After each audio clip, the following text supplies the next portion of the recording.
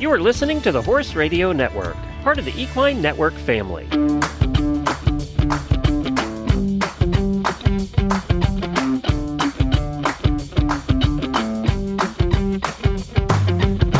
Welcome to this episode of the Business of Practice podcast, where we focus on the business and human sides of equine veterinary medicine.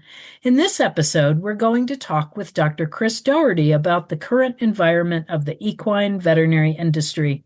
I'm your host, Dr. Amy Grice, business consultant and former equine practice owner.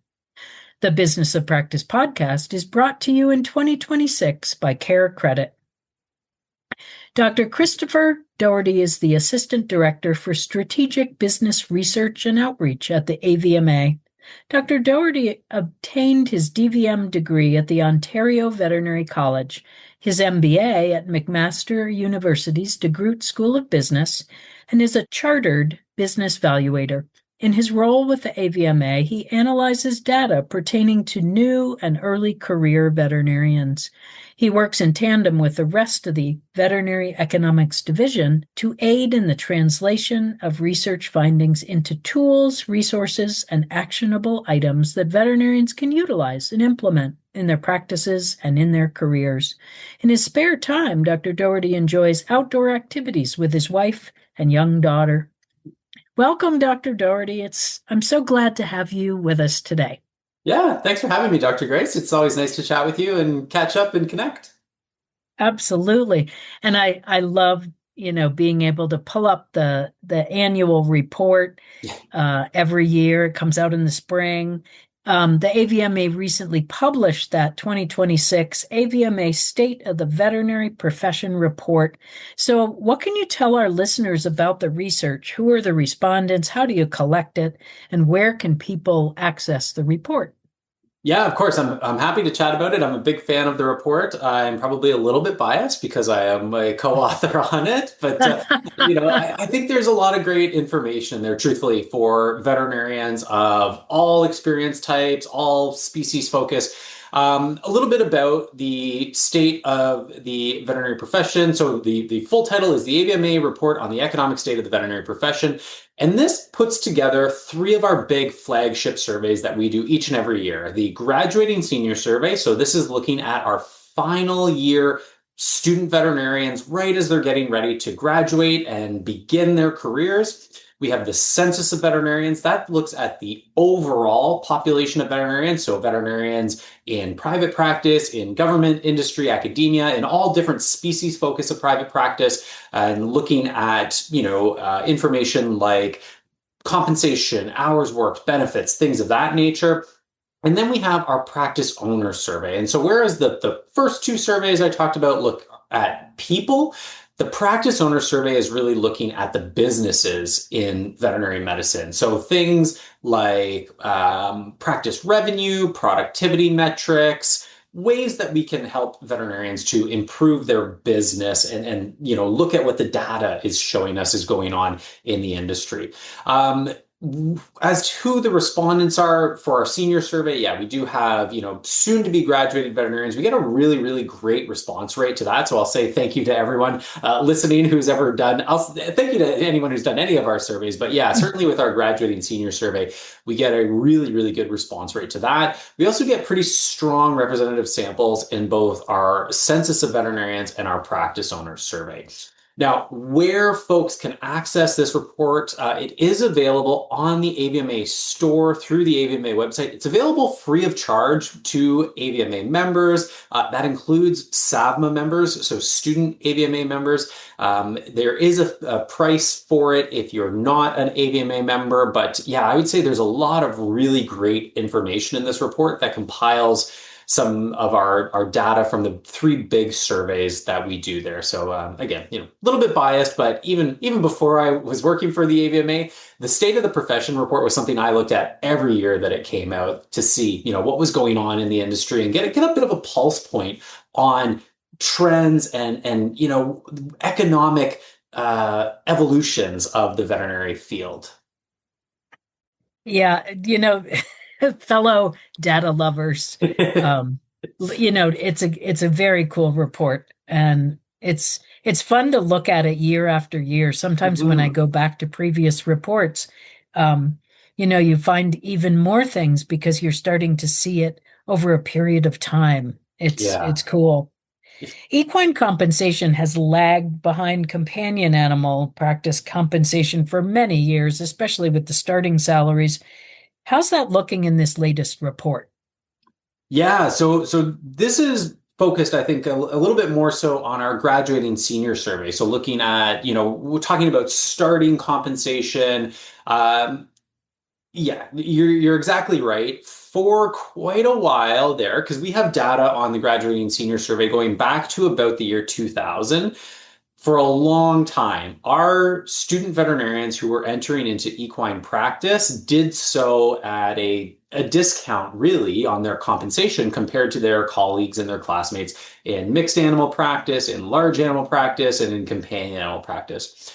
And then what we've seen in recent years, starting around, I would say 2022, is that this gap has started to close. So we've seen equine practice compensation levels start to accelerate and climb.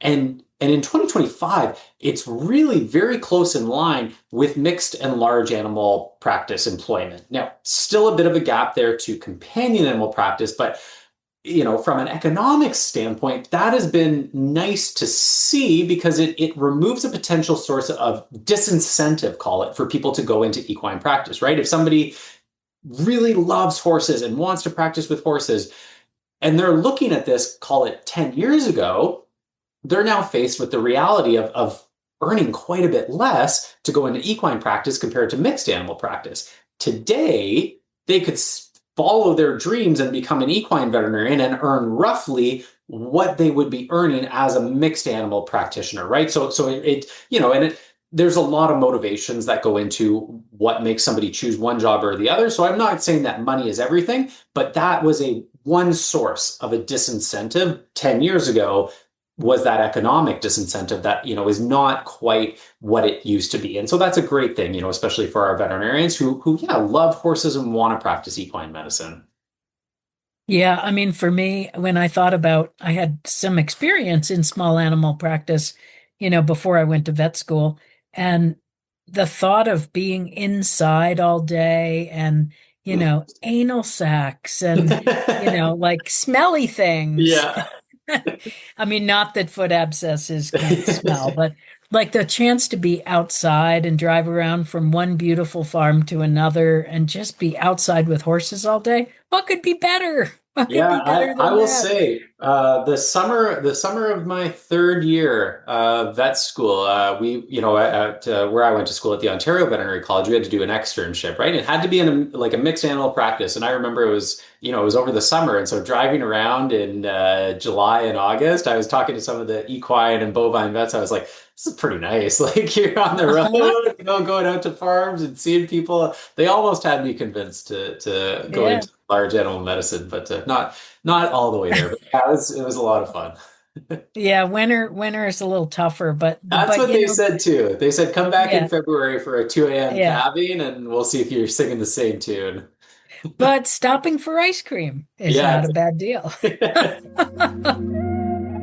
The Business of Practice podcast is brought to you by CareCredit. CareCredit keeps equine veterinarians at the heart of care by providing horse owners with simple, budget-friendly financing options. By helping to bridge the gap between costs and care, CareCredit supports healthy financial relationships between veterinarians and their clients.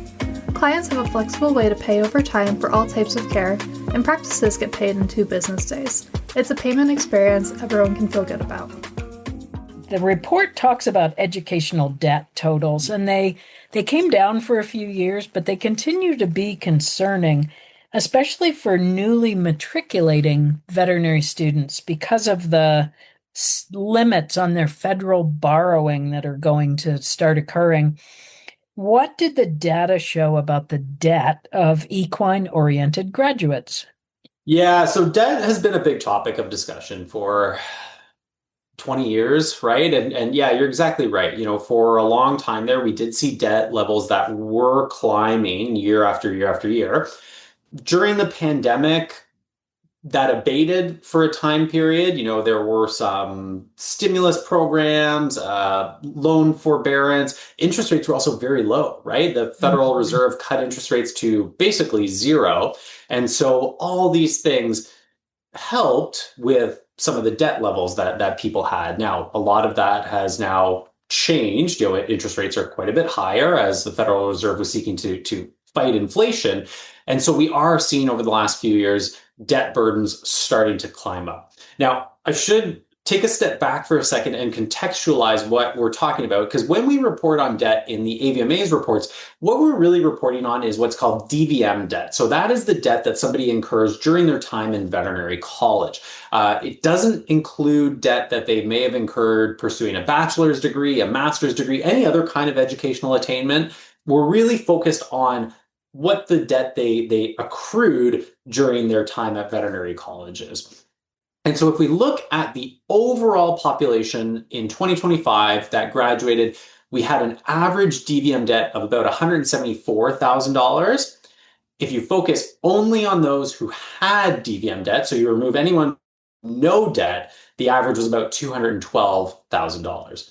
If we look at our equine graduates, so those going into equine internships or equine practice, the average of all of them was about $148,000. For those only with debt, so again, removing the zeros from there, it was about $198,000. And to give some context of that distribution there, we had about 25% of our equine graduates who reported no DVM debt compared to just shy of 18% of our overall population of respondents to the 2025 graduating senior survey. So yeah, certainly, debt burdens, DVM debt burdens that are relatively high, all things considered. And like you said, with some of the changes to student loan programs that are coming around the bend, debt burdens that probably raise some questions about how that's going to function. Yeah, I think it will be it will be harder, and people will be probably shopping a little more carefully about what school and how they're going to live, because otherwise it will affect them in the future. Yeah. How about all full-time equine veterinarians? What is their average compensation when we consider all experience levels? And what's the average number of work hours that full-time equine veterinarians work? Because this has been a point of contention for years about how, you work so much harder and blah, blah, blah. Yeah. How does this compare to the companion animal world? Yeah, so from the Census of Veterinarians, if we look at our equine associate veterinarians, they had an average annual income of about $122,000. This is a little bit lower than what we saw for our companion animal associate veterinarians, our companion animal predominant associate veterinarians, but it is in line with what we saw for our mixed animal practice associate veterinarians. Now, if we look at our practice owner side of things, this is where things are a little bit different, where our equine practice owning veterinarians, their reported annual incomes are actually very, very competitive with companion animal exclusive, with companion animal predominant, and with mixed animal practice owning veterinarians. So a little bit of a different story there on the associate versus the practice owner side of things. Now, when we talk about hours worked, looking at the average hours worked per week by full-time veterinarians, equine veterinarians did report slightly higher number of hours, with an average of about 54, 55 hours per week for full-time veterinarians, compared to 54 for mixed animal practice and about 46 for our companion animal exclusive veterinarians. So, I think our equine veterinarians are working hard, right?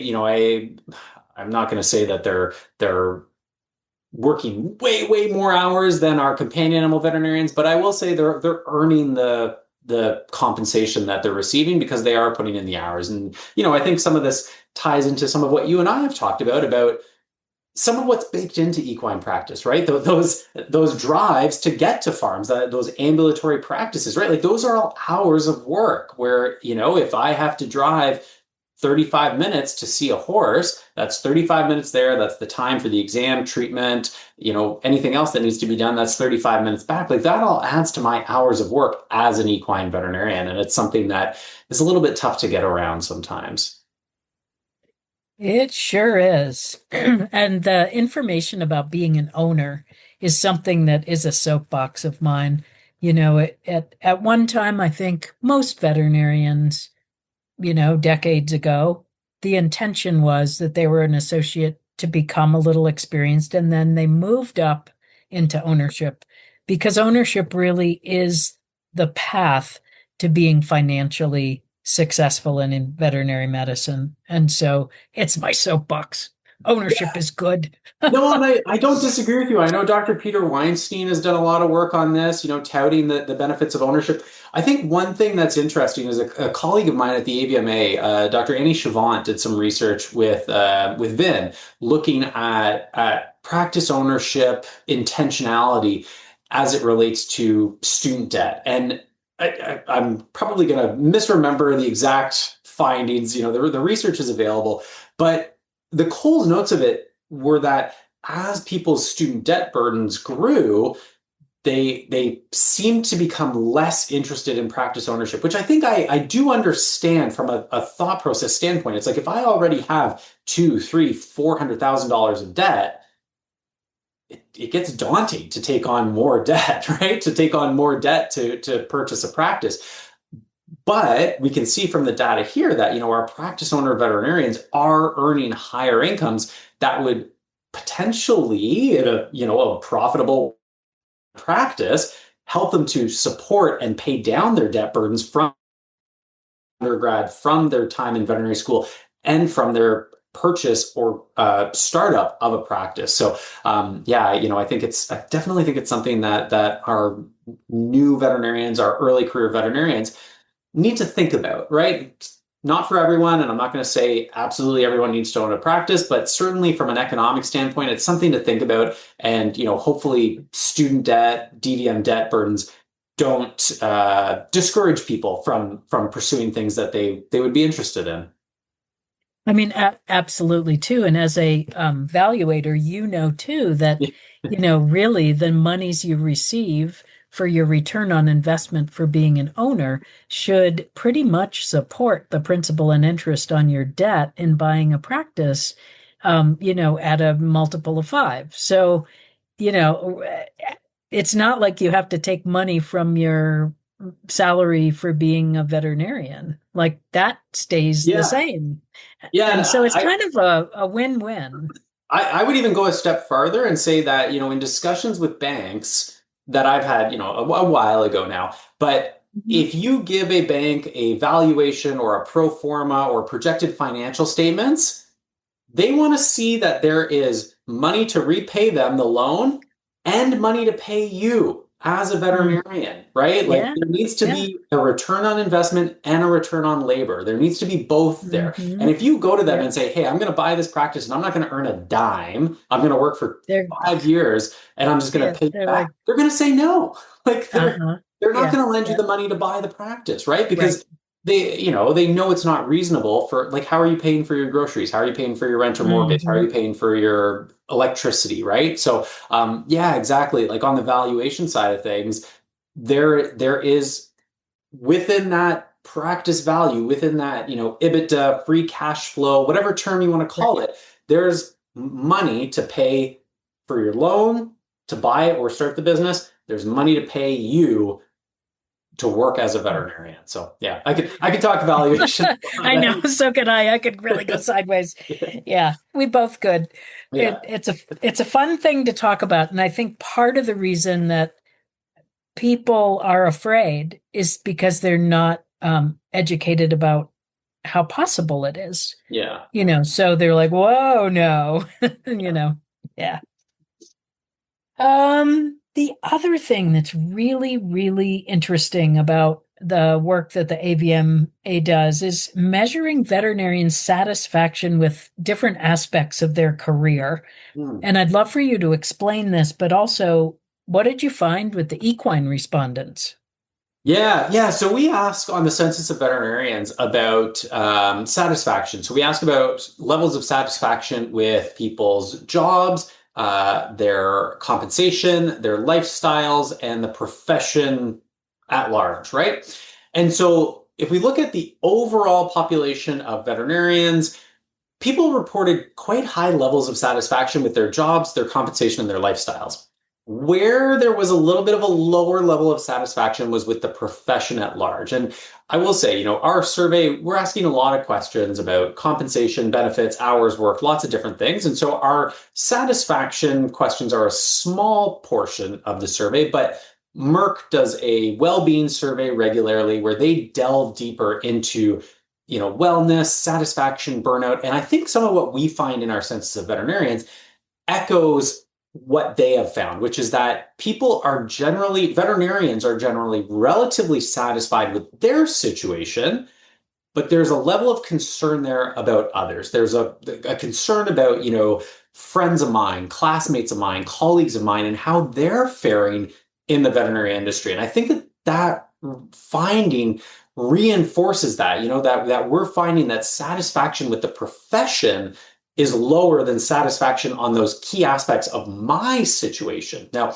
if we look at equine veterinarians specifically, we see very, very similar results. We see that, 2/3 to 3/4 said that they were either satisfied or very satisfied with their jobs, their lifestyles, and their compensation. But it was about half, it was about 50% said that they were satisfied or very satisfied with the profession overall. So, we are seeing that same dynamic there where our equine veterinarians and our overall population of veterinarians are saying, I feel like I'm doing pretty well, like I'm pretty content with my situation, but I have a level of concern about, others around me. I'm a little bit worried about what's going on in the profession overall. And so, definitely, I think the Merck Wellbeing Study does a great job delving into that. If this is an area of interest to your listeners, check out the Merck Wellbeing Study because they ask a lot of really insightful questions and delve very deep into this. So that I think is worth digging into if this is something that people want to learn more about. Absolutely. Did you see a difference between owners and associates in equine that was any different than the differences overall? Nothing materially different. It wasn't, I think we see the same trends when we look at owner and associate veterinarians of different practice types where, some of the levels of satisfaction for practice owners are a little bit higher, things like their jobs and their lifestyles.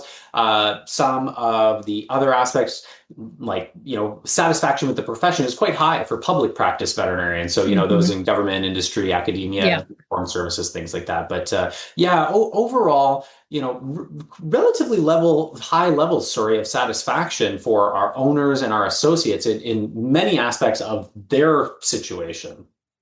And that's so good to hear.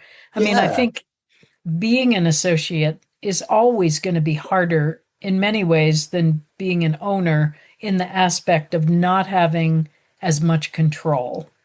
And most people thrive on having control over their lives, right? So I think that it's sort of, again, using the word baked in, that if you are an employee, there's going to be areas that are never going to measure up to what you have available in terms of choice and control as an owner. Yeah, and I would agree with you. I know, one of the things we found in our 2025 Census of Veterinarians was that the group with the highest satisfaction on lifestyle was our relief veterinarians, right? Locum relief veterinarians, right? And I have classmates and friends of mine who do relief work, and that's one of the main things they say. It's, I have autonomy over my schedule. If I want to take some time off, I have a good friend of mine actually who he does mostly relief work, and he'll work for a few weeks at a time, and then he'll take like a week off and go fishing for a week, and that's his cadence, right? It's like a couple of weeks of work, fishing for a week, couple of weeks of work, fishing for a week. And so, I would bet if you asked him, he would say, I'm really satisfied with my lifestyle doing this. And it's not, it's not compensation. It's not the tax benefits of being a relief, independent contractor. It's a lifestyle thing. It's an autonomy and a control thing. being able to craft the life that allows you to thrive. Yeah, exactly. It's big. It's a big deal. Well, is there anything else you'd like to share with our listeners today? Yeah, I mean, I think overall, I just want to say thanks for having me on. Thanks for your listeners for tuning in. I know we've covered a lot. I would say we've really just scratched the surface in this discussion of what's available. There's a lot of information in the Economic State of the Veterinary Profession report on things that practices can do to be more productive, be efficient. And this is such a crucial part of improving our veterinary practices and improving, our jobs and our lifestyles and the profession overall, so that we can keep up with inflation in expenses, in utilities, in wages, all these things, right? So, I guess the last thing I would leave our listeners with is to please utilize, download the resources that are available to you, right? We not just us at the AVMA, there are lots of groups like the AAP, but we put together these reports to help veterinarians with their careers, with their businesses, with their lives. So please dig into things like the AVMA report on the economic state of the veterinary profession, all these resources to help you, to have the best practice, have the best career that you can. Yeah, and let's not forget, there is a new Axon Yes. coming out.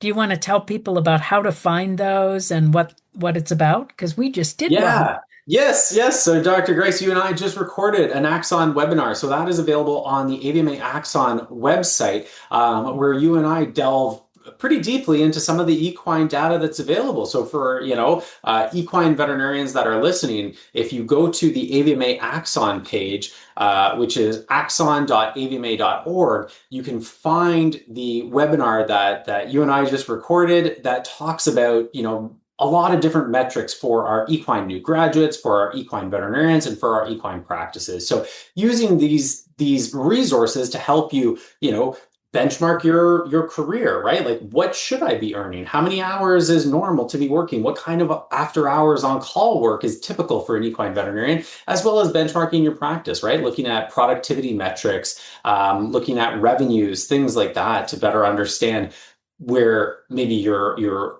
overperforming and outperforming, and where there might be some areas, of opportunity to improve.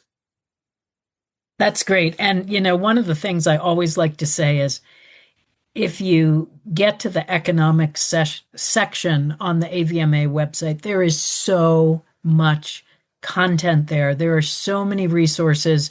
And we, as equine practitioners, we often think that those resources are not going to be useful for us, but they're not. They're not just for companion animal people. They're for everybody, and they are incredible. And so I encourage you to play around, dig around on that page, because there's so much stuff and it's all good. It's all really good. Yeah. Thank you so much for joining us today. It was wonderful to have you. Thank you. Thanks for having me on. It's, like I said, it's always nice to catch up with you and nice to share some information. I agree. And thank you to all our listeners for joining us for the Business of Practice podcast. And a big thanks to our sponsor, CareCredit. And to all my listeners out there, be brave. Embrace change.